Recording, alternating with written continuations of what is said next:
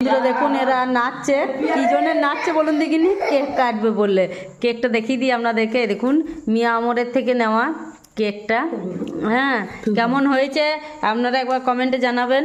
আর শিবমের কি হয়েছে, জন্মদিন চলে গেছে, মানে ও নভেম্বরের 15 তারিখে জন্মদিন ছিল, তো এবারে কেক আনিনি, সেই জন্য ইয়ে করা হয়নি, কেক কাটা হয়নি এবছরে। তো আজকে নিয়ে এলাম, দিয়ে তাহলে চলো ইয়ে করে নিই, শিবমই কেটে নে কেকটা, সেই কারণে শিবম আজকে কেকটা কাটবে। দেখুন কেমন হয়েছে কমেন্টে অতি অবশ্যই জানাবেন। চলো কাটো, কাটা কাটা কাটা। ও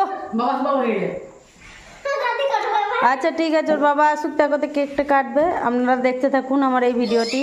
happy birthday to you, happy birthday to you, happy birthday dear Shivam, happy